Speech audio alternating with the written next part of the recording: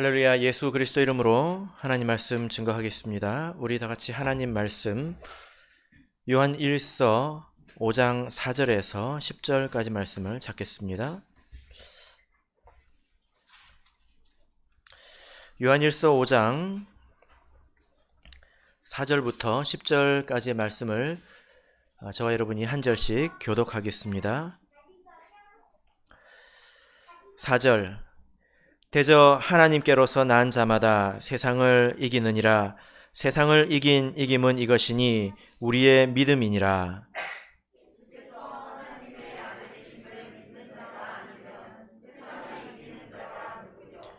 이는 물과 피로 임하신 자니 곧 예수 그리스도시라. 물로만 아니요 물과 피로 임하셨고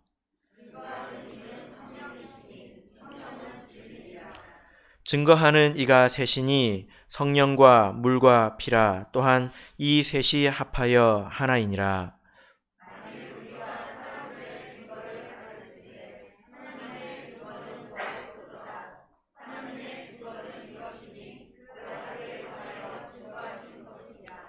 하나님의 아들을 믿는 자는 자기 안에 증거가 있고 하나님을 믿지 아니하는 자는 하나님을 거짓말하는 자로 만드나니 이는 하나님께서 그 아들에 관하여 증거하신 증거를 믿지 아니하였음이라.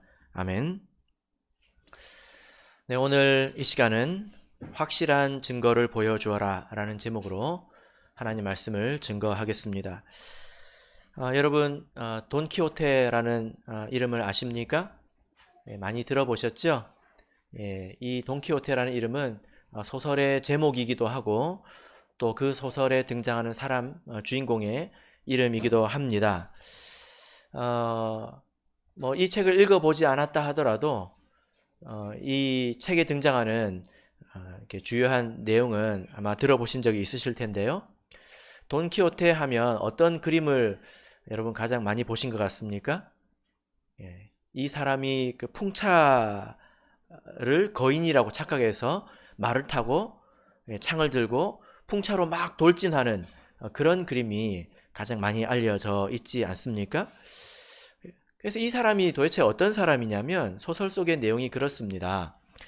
이 사람이 그 중세시대의 그 기사, 칼싸움하는 기사에 관한 소설에 너무 빠져가지고 요즘 사람들이 게임에 중독이 되면 현실과 게임을 잘 구별을 못 하잖아요. 그런 것처럼 이 돈키호테라는 사람도 그런 망상에 빠져버린 것입니다. 이 소설 속의 내용과 현실을 잘 구별하지 못하는 거예요. 그런데 이 사람이 기본적으로 마음씨가 나쁜 사람은 아닙니다. 그러니까 밉상은 아니라는 거예요. 기사 소설의 내용이 대부분 이 아주 멋진 기사가 백성을 구해준다 그런 내용이지 않습니까? 그래서 자기도 이 도탄에 빠진 백성들을 구하겠다, 저 풍차가 나쁜 악당이다 해가지고 자기 몸을 던지는 것입니다. 그러니까 밉상은 아니죠. 밉상은 아니지만 또 자기 생각에 빠져서 들이받는 사람, 이런 사람을 돈키호테에 비유를 하기도 합니다. 그래서 저 사람은 돈키호테다 이런 비유를 요즘에 사람들이 하기도 하죠. 그런데 저는 이런 생각을 좀 해봅니다. 뭐냐면은 우리가 하나님 믿는 이 백성들이 돈키호테가 아닐까, 이런 생각을 좀 해봅니다. 여러분, 우리가 좀 그런 거 아닐까요? 우리가 성경을 너무 많이 읽어가지고, 다른 책들은 여러분 별로 안 보시잖아요. 성경을 너무 많이 읽어가지고 또 다른 사람들하고 대화는 별로 안 하지 않습니까? 우리끼리만 대화를 하다 보니까 우리가 집단적으로 망상에 빠져가지고 이상한 짓을 하고 사는 것은 아닐까요? 아닐까요?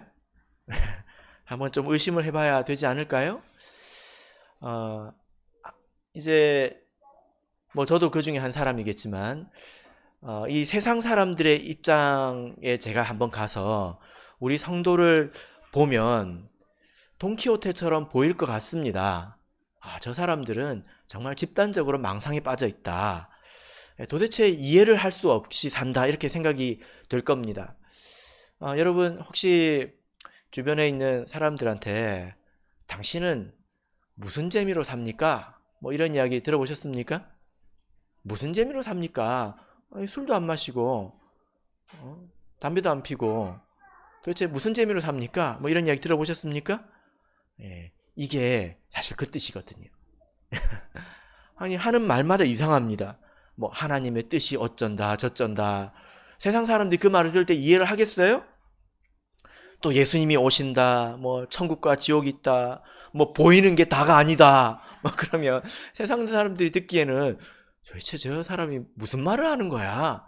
이런 생각을 하지 않겠습니까? 예. 그러니까 사람들이 이렇게 이야기합니다. 가까운 사람들이 이렇게 이야기를 하죠. 뭐냐면은 교회 다니고 하나님 믿고 마음의 평안을 얻는 것은 좋은데 너무 빠지지 마라.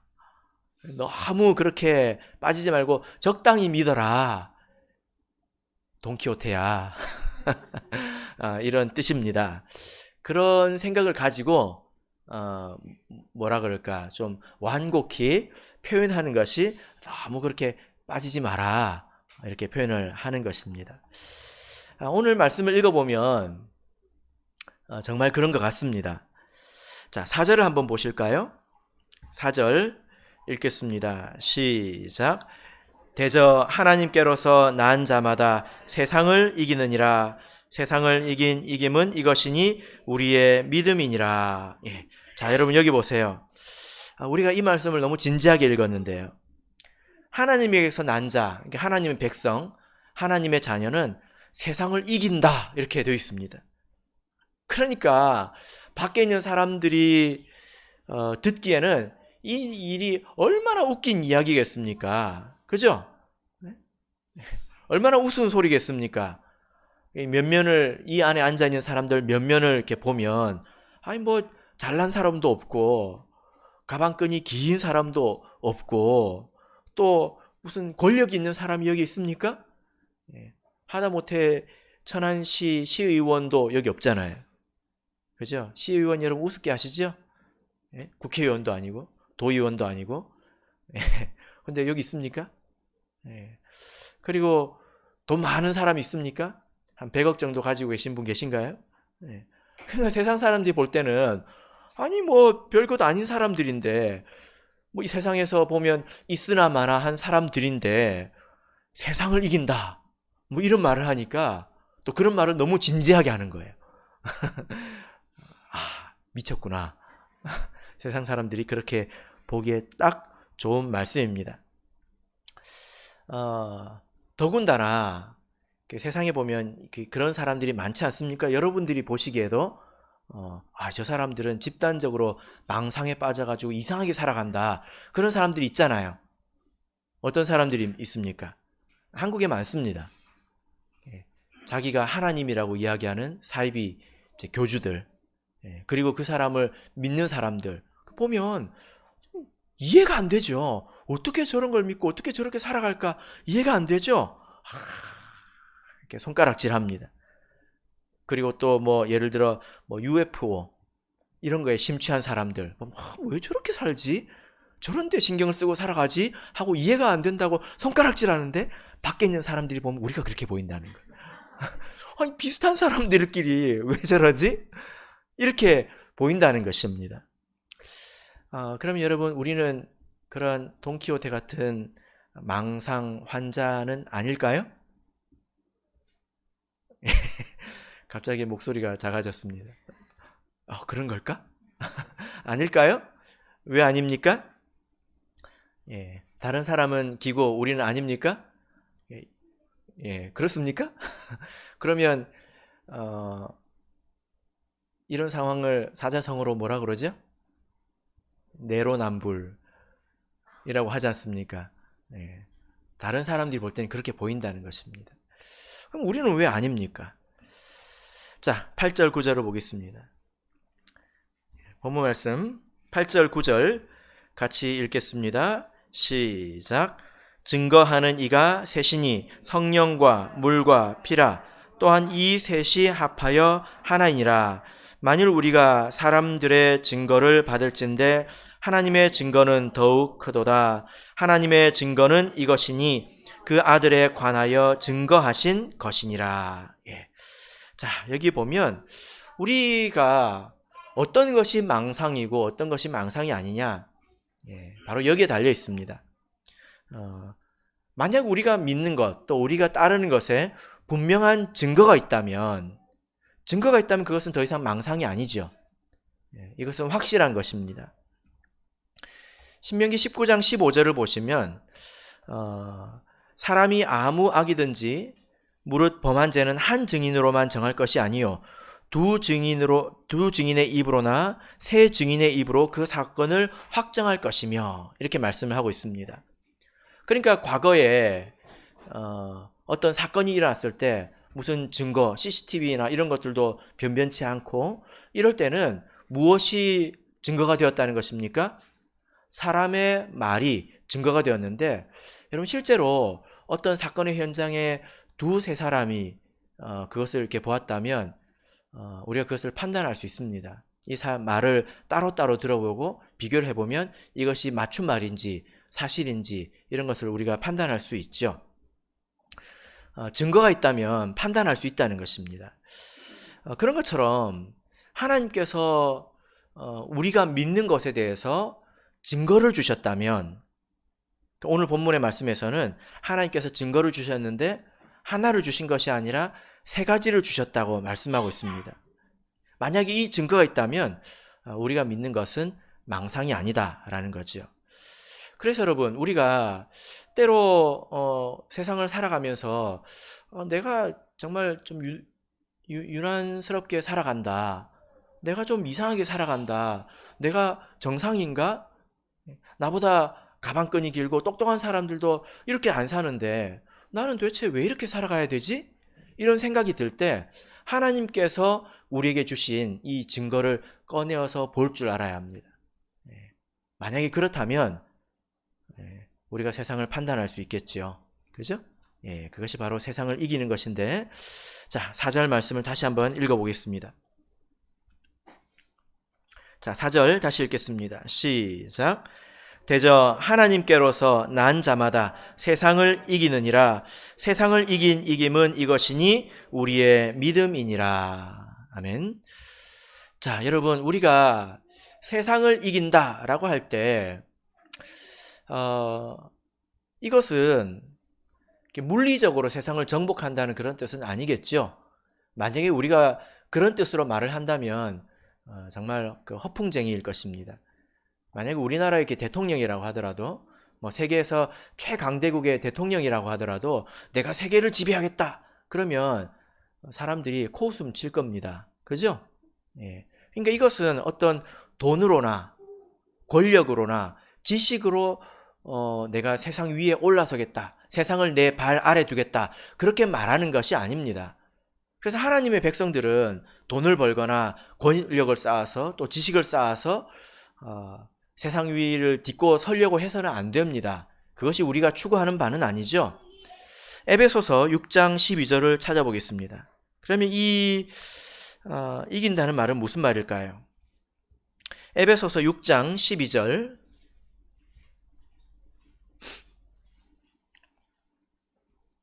에베소서 6장 12절. 신약성경 316쪽입니다. 에베소서 6장 12절. 자, 우리 같이 읽겠습니다. 시작. 우리의 씨름은 혈과 육에 대한 것이 아니요 정사와 권세와 이 어두움의 세상 주관자들과 하늘에 있는 악의 영들에게 대함이니라. 예. 자, 우리의 씨름, 여기서 갑자기 민속 씨름이 나온 것이 아니고 이것은 싸움이라는 뜻입니다. 우리가 싸우는 싸움, 그래서 우리가 이겨야 되는 싸움의 정체가 무엇이냐? 이것은 혈과 육에 대한 것이 아니다 라는 거죠. 이것은 무엇에 대한 것입니까? 이 세상을 주관하고 있는 하늘의 악의 영들에게 대함이다, 이렇게 말하고 있습니다. 그러니까 이 싸움은 이 세상을 지배하고 있는 악의 영들에게 대하는 것이다. 이 싸움은 영적인 싸움이라는 것입니다. 우리가 그 싸움에서 이겨야 된다는 거죠. 그럼 이것은 구체적으로 누구를 말합니까? 마귀 사탄, 그리고 그의 졸개들, 귀신들, 이것을 말하죠. 이들이 세상의 그 일부 권세를 가지고 성도들을 무너뜨리려고 합니다. 우리가 싸우는 싸움은 마귀를 지배하는 것이 아니라 마귀에게 넘어지지 않는 거죠. 이것이 곧 이기는 것이고 마귀를 밟는 것입니다. 요한계시록 7장을 2장 3장을 보시면 7교회에 관한 그 내용이 나옵니다. 우리가 사실 요한 1서를 할 때 너희가 악한 자를 이기었음이라 2장 13절의 말씀을 통해서 이 싸움에 대해서 말씀을 드린 적이 있는데요. 요한계시록 2장 3장을 보면 7교회에 관한 말씀이 나오지 않습니까? 그래서 하나님께서 그 교회를 평가하십니다. 너희는 이렇다 저렇다, 그러니까 이렇게 해라 저렇게 해라 하십니다. 그리고 나서 모든 교회에 다 공통적으로 하시는 말씀이 있는데, 이기는 자에게는 이런 것을 주겠다 하고 7교회 다 나오죠. 도대체 이긴다는 게 무엇일까? 구체적으로 우리가 이렇게 보면 마귀에게 꿀밤을 주는 것이 이기는 것일까요? 그런 게 아닙니다. 이긴다는 것은 핍박에 굴하지 않는 것입니다. 그리고 또 세속에 물들지 않는 것입니다. 세속이라고 하면 돈과 정욕이 주관하는 세상의 질서, 이걸 말하지 않습니까? 그런 것에 굴복하지 않는다는 거예요. 물들지 않는다는 것입니다. 그리고 내 마음에 있는 욕심, 이것에 종노릇하지 않는 것입니다. 내가 하나님을 따라가지 내 마음에 있는 욕심을 따라서 욕심에 질질 끌려다니지 않는다는 것입니다. 그리고 세상에 범람하는 각종 비진리들에 대해서 내가 속아 넘어가지 않는다는 것입니다. 여러분, 마귀 사탄은요, 힘이 굉장합니다. 대단한 능력이 있습니다. 그 능력이 얼마나 컸으면 자기가 스스로 하나님처럼 되려고 했겠습니까? 하나님에 대해서 대항을 했겠습니까? 그래서 마귀 사탄이 대단한 능력을 가지고 있는데, 그런데 이 세상에서 할 수 없는 게 있습니다. 그게 뭘까요?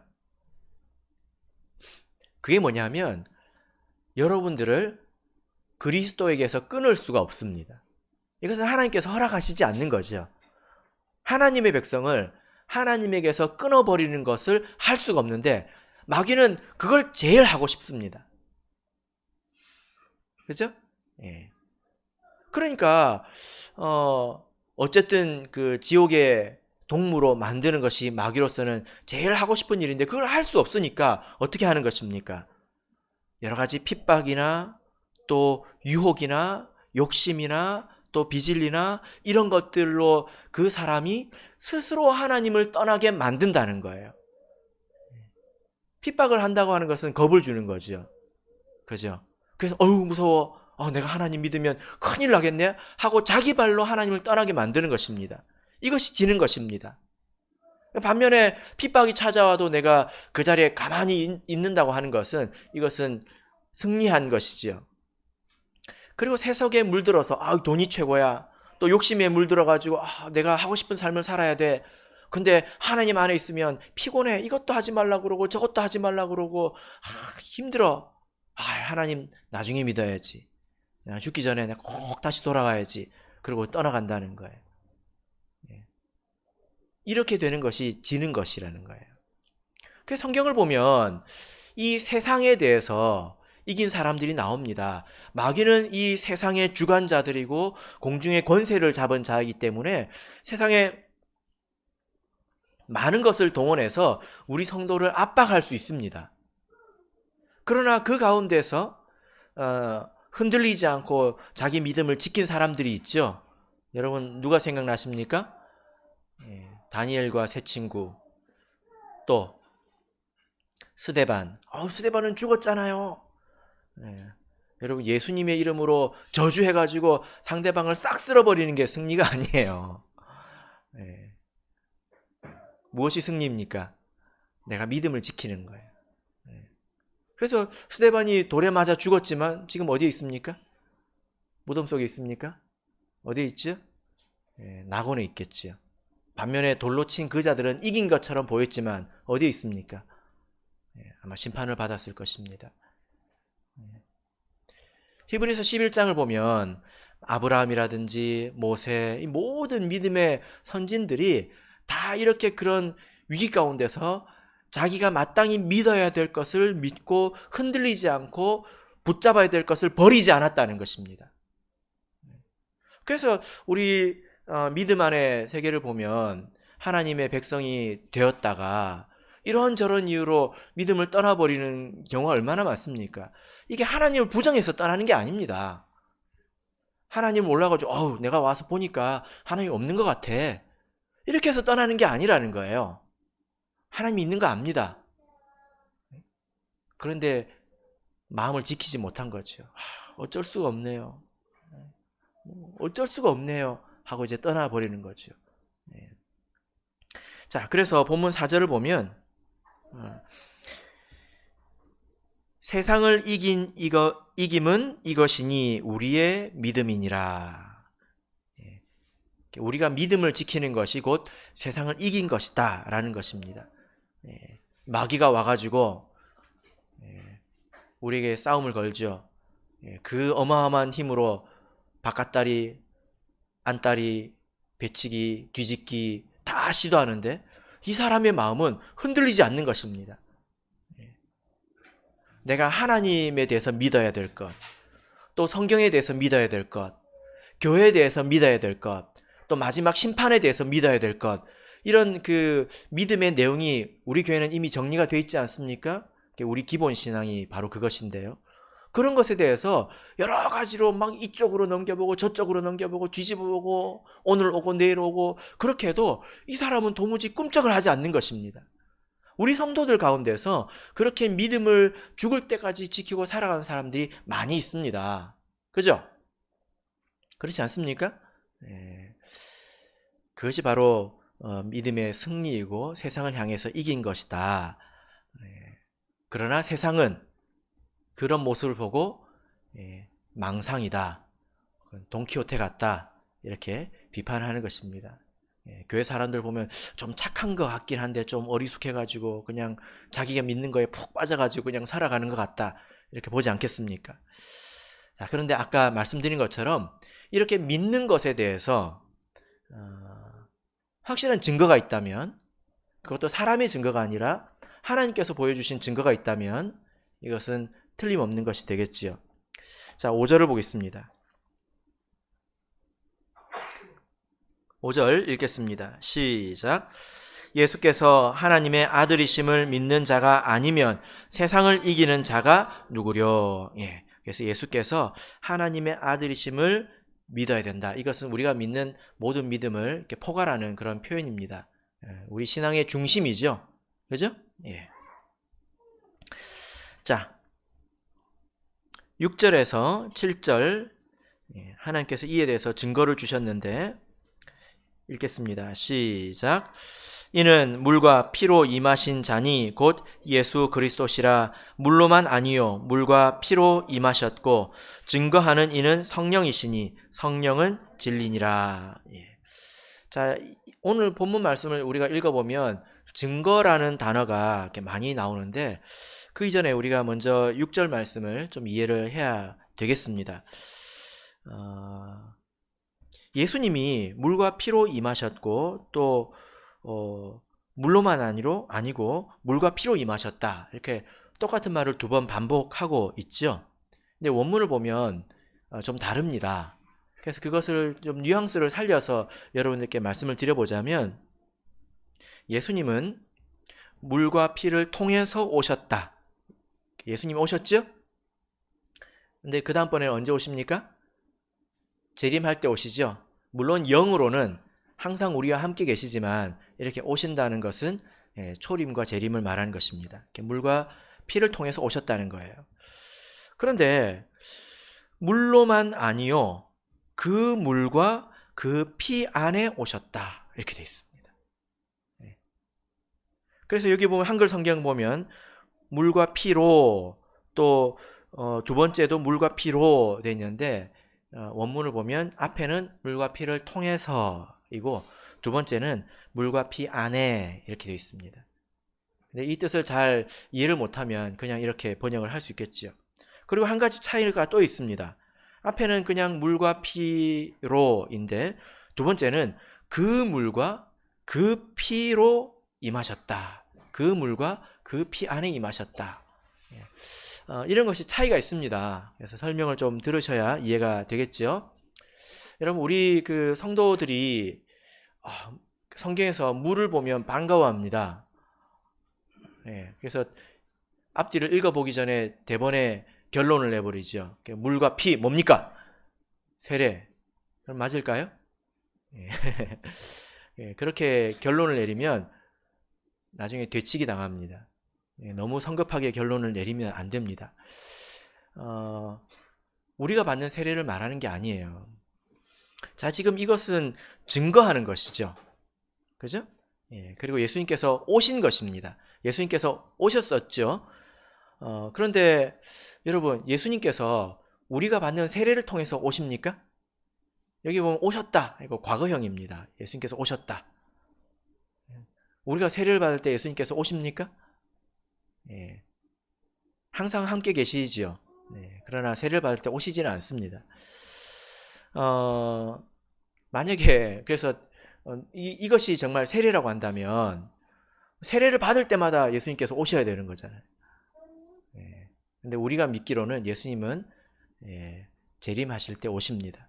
영으로는 항상 함께 계시지만 또 이 말씀을 우리가 들을 때 요한복음 19장을 많이 떠올리는데요. 19장 34절을 보겠습니다. 요한복음 19장 34절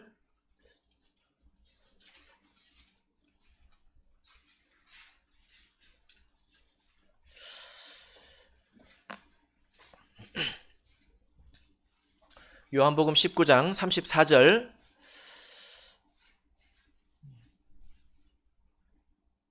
자, 같이 읽겠습니다. 시작. 그 중 한 군병이 창으로 옆구리를 찌르니 곧 피와 물이 나오더라. 자, 이 말씀과 요한일서 이 말씀을 우리가 이제 같이 이렇게 보기도 하는데요. 굉장히 관련이 있는 구절이지만 좀 차이가 있습니다. 어떤 차이가 있을까요? 몇 가지 차이가 있는데요. 여기서는 피와 물이죠. 근데 요한 1서에서는 물과 피 순서가 다릅니다. 두 번째는 무엇이 나왔느냐가 달라요. 자, 여기서는 예수님에게서 피와 물이 나왔죠. 그죠? 근데 요한 1서를 보면 물과 피에서 예수님이 나옵니다. 물과 피로 예수님이 나옵니다. 이것이 다릅니다. 그리고 또 한 가지를 보자면 이 요한 1서에서는 물과 피만 등장하는 것이 아니라 세 가지입니다. 성령이 또 등장하죠. 여기서는 또 성령이 등장하지 않습니다.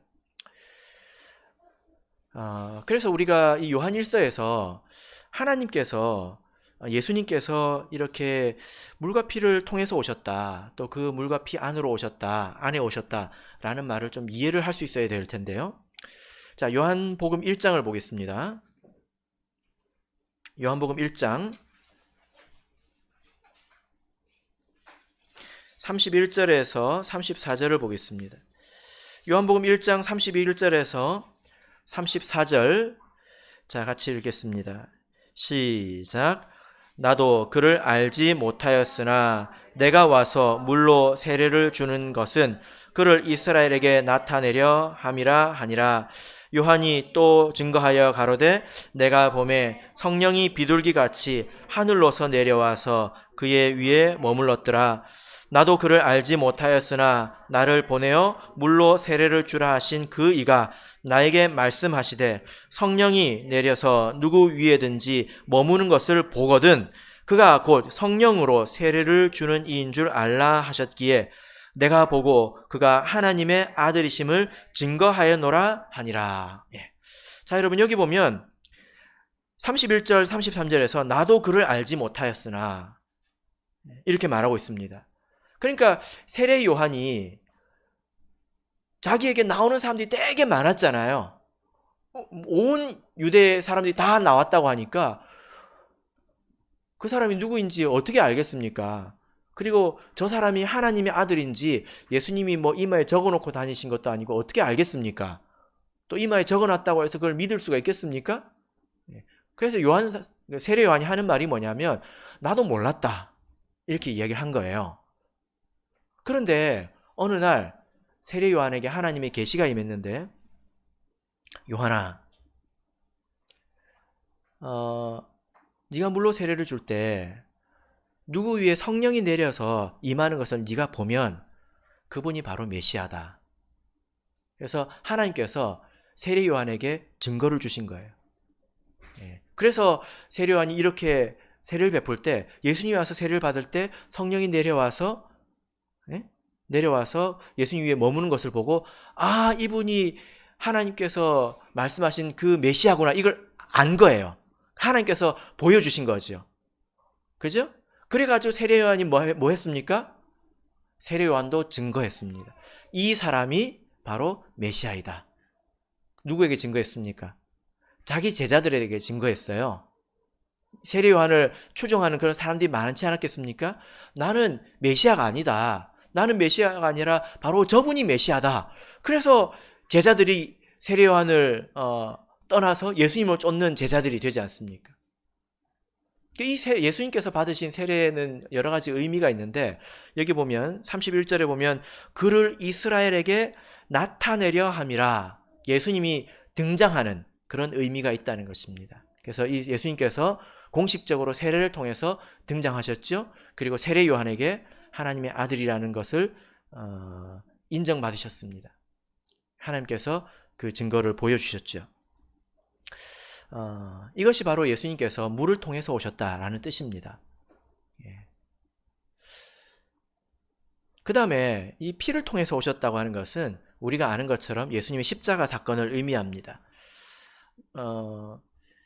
예수님께서 십자가에서 죽으신 것이 곧 예수님이 하나님의 아들이라는 것을 드러내는 그런 표시였다는 것입니다. 왜냐하면 이것이 구약의 예언이 되어 있거든요. 그래서 구약의 예언을 보면 죄 없이 또 말 없이 죽임을 당하시는 것으로 되어 있지 않습니까? 그리고 그때 돌들이 터지고 땅이 갈라지고 성소의 휘장이 갈라졌습니다. 그때 예수님의 죽는 그 모습을 보고 옆에 있는 사람이 뭐라고 했을까요?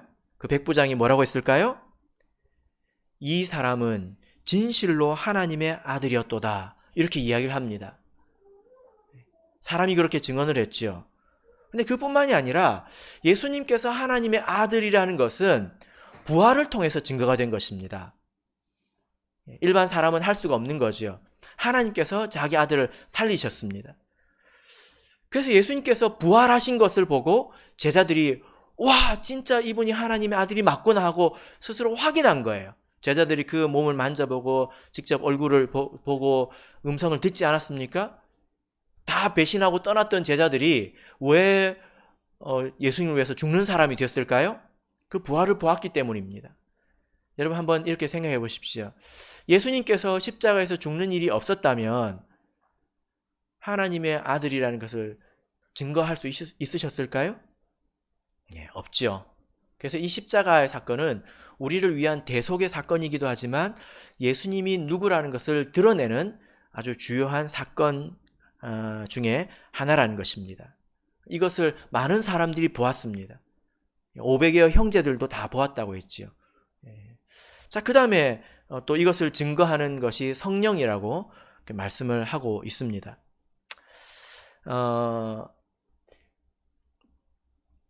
제자들이 성령을 받는 걸 통해서 예수님이 진짜 하나님의 아들이 맞구나 이걸 또 확인할 수 있었다는 거예요.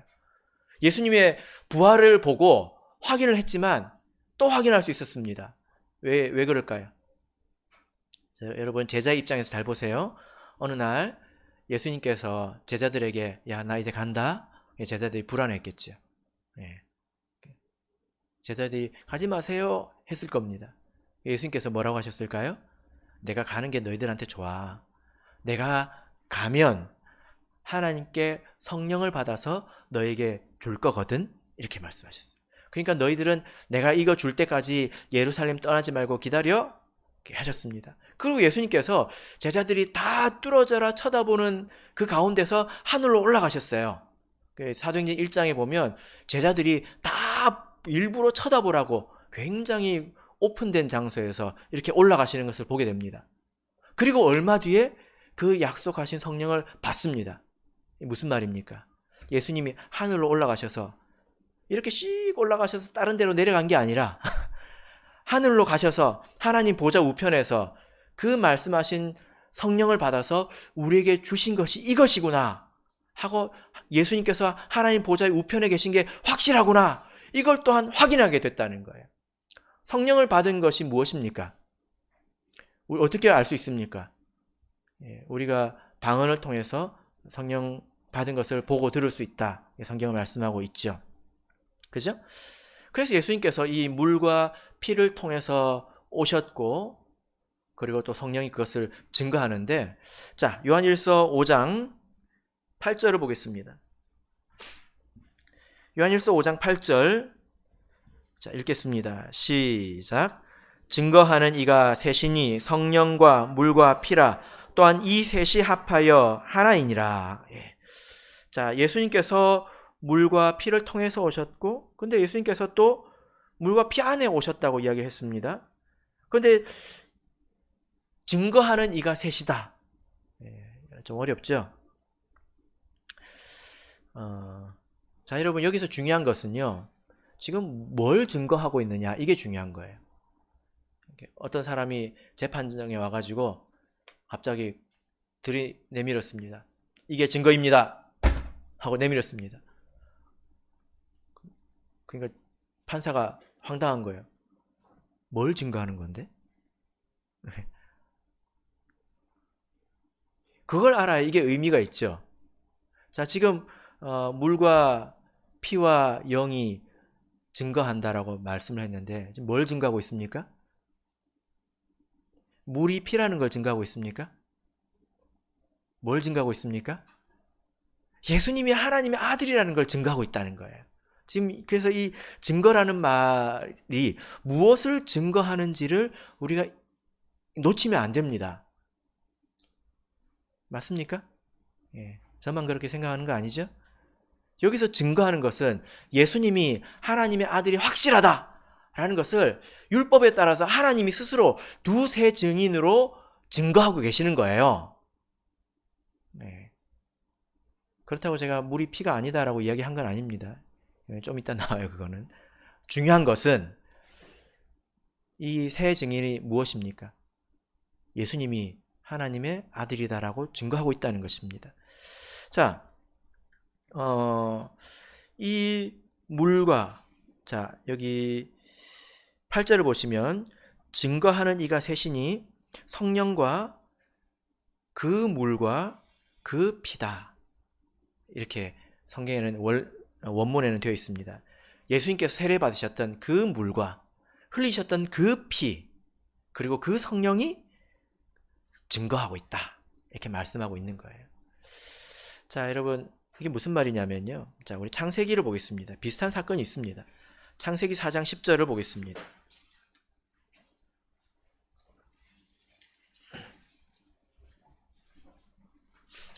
창세기 4장 10절,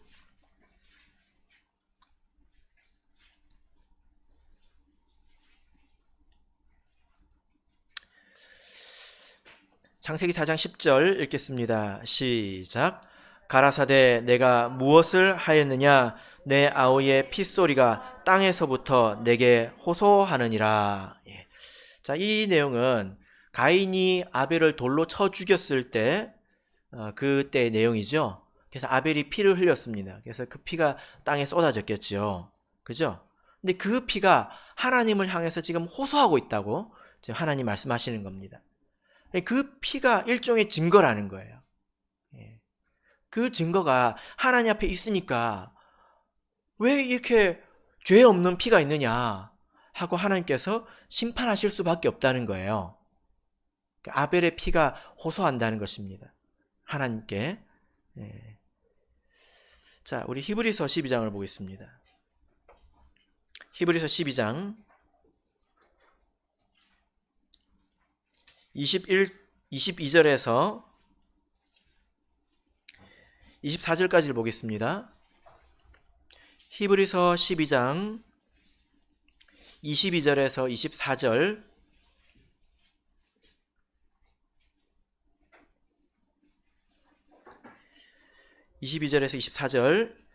읽겠습니다. 시작. 그러나 너희가 이른 곳은 시온산과 살아계신 하나님의 도성인 하늘의 예루살렘과 천만 천사와 하늘에 기록한 장자들의 총회와 교회와 만민의 심판자이신 하나님과 및 온전케 된 의인의 영들과 새 언약의 중보이신 예수와 및 아벨의 피보다 더 낫게 말하는 뿌린 피니라. 자, 22절 보면 너희가 이른 곳은, 이것은 지금 우리가 어디에 있느냐? 여러분 지금 우리가 어디에 있습니까? 진주 빌딩에 있죠? 이것은 물리적인 이야기고, 영적으로 우리가 지금 어떤 위치에 와 있느냐? 우리는 하나님의 백성이잖아요. 그러니까 하나님의 나라에 있지 않습니까? 이곳이 얼마나 지금 좋은 곳이냐? 이를 이야기하고 있는데, 마지막에 보면 아벨의 피보다 더 낫게 말하는 뿌린 피니라. 그러니까 하나님께서 창세기 4장에 보면 하나님께서 지으셨던 그 땅에는 아벨의 피가 흘렀는데, 지금 우리가 이룬 이 영적인 하나님의 나라 안에는 아벨의 피보다 더 나은 피가 흐르고 있다. 이렇게 말씀하는 것입니다. 자, 여러분, 아벨의 피는 어떤 피입니까? 죄 없는 피지요. 그리고 이것은 왜 죄 없는 피를 흘렸습니까? 하나님이 심판해 주세요 라고 호소하는 피예요. 그죠?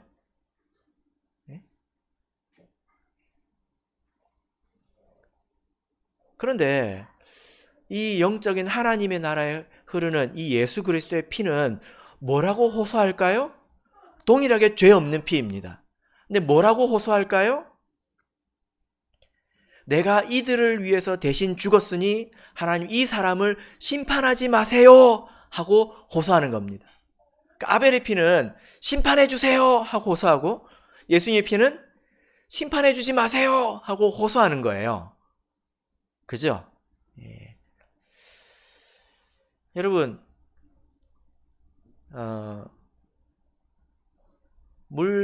물리적으로 이렇게 보자면 예수님께서 세례 받으셨던 그 물 어딘가에 지금 흐르고 있을 것입니다. 지구를 몇 바퀴는 돌았겠죠.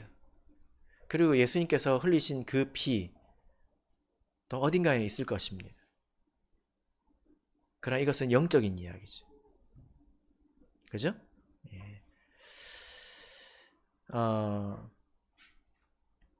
예수님께서 물과 피 안으로 임하셨습니다.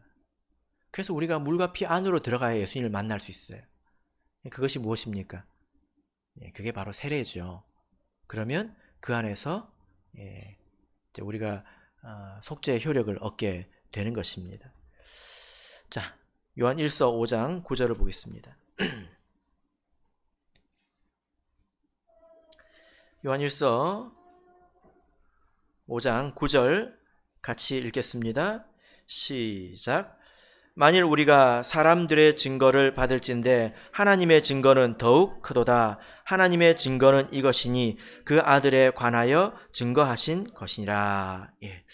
자, 먼저 이제 8절에 대해서 조금만 더 말씀드리겠습니다. 여러분, 이것을 보고 물이 피다에 너무 이제 먼저 꽂히면 안 됩니다. 물이 피면 그러면 물은 성령입니까? 셋이 합하여 하나라고 했는데요. 물은 성령이고 피는 성령입니까?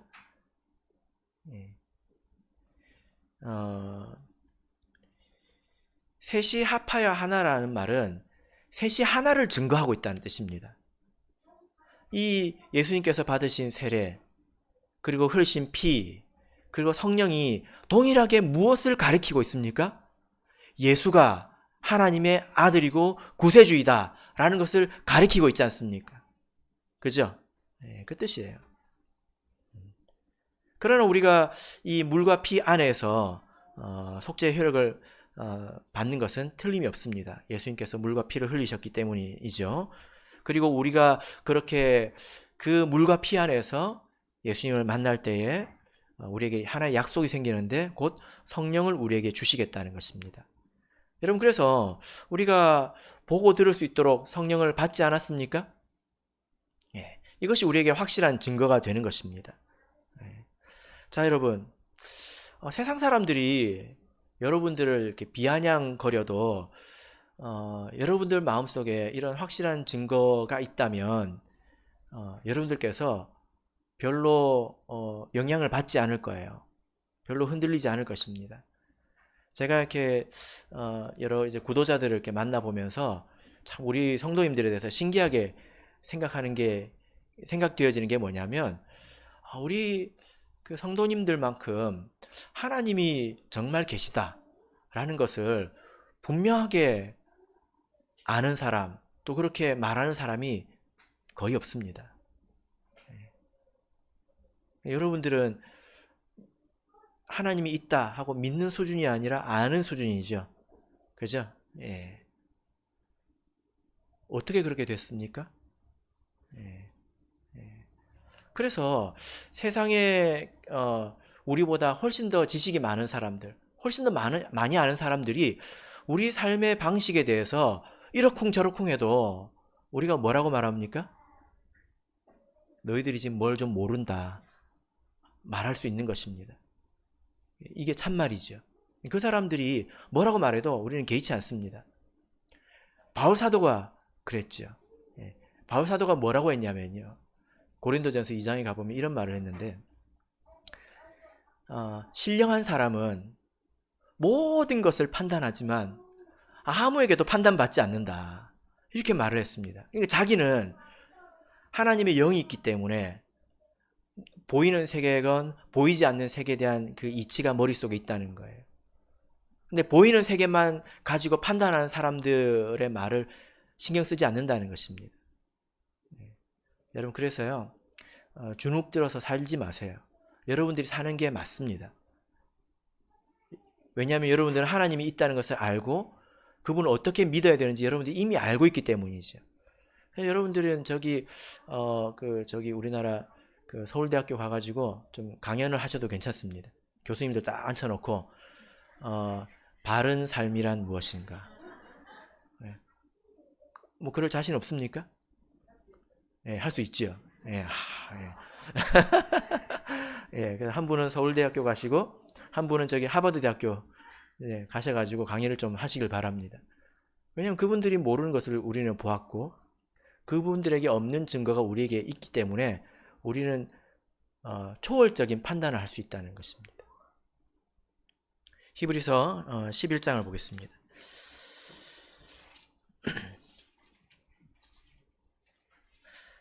히브리서 11장 36절부터 40절까지를 보겠습니다.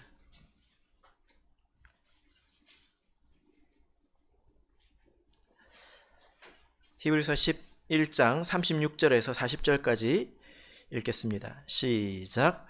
또 어떤 이들은 희롱과 채찍질 뿐 아니라 결박과 옥에 갇히는 시험도 받았으며 돌로 치는 것과 톱으로 켜는 것과 시험과 칼에 죽는 것을 당하고 양과 염소의 가죽을 입고 유리하여 궁핍과 환난과 학대를 받았으니 이런 사람은 세상이 감당치 못하도다. 저희가 광야와 산중과 암열과 토굴에 유리하였느니라. 이 사람들이 다 믿음으로 말미암아 증거를 받았으나 약속을 받지 못하였으니 이는 하나님이 우리를 위하여 더 좋은 것을 예비하셨은즉 우리가 아니면 저희로 온전함을 이루지 못하게 하려 하심이니라. 자, 여기 보면 우리 신앙의 선배들이 어떠한 어려움을 이기고 살았는지에 대해서 말씀을 하고 있습니다. 여러분, 이유 없이 희롱당하는 것을 참을 수 있을까요? 이유 없이 채찍질 당하는 것을 참을 수 있을까요? 심지어 돌에 맞고 톱에 켜는 것을 참을 수 있을까요? 만약에 우리에게 그럴 만한 근거가 없다면 우리는 심각하게 흔들리게 될 것입니다. 그들도 마찬가지죠. 그러나 이 믿음의 선조들이 이렇게 참을 수 있었던 것, 견딜 수 있었던 것, 그 가운데서도 믿음이 흔들리지 않았던 것은 그 사람들이 믿음으로 말미암아 증거를 받았기 때문입니다. 하나님께서 그들에게 증거를 주셨다는 거예요. 그런데 오늘 우리는요, 그들보다 더 나은 증거가 우리에게 있습니다. 구약시대 사람들이 성령을 받았습니까?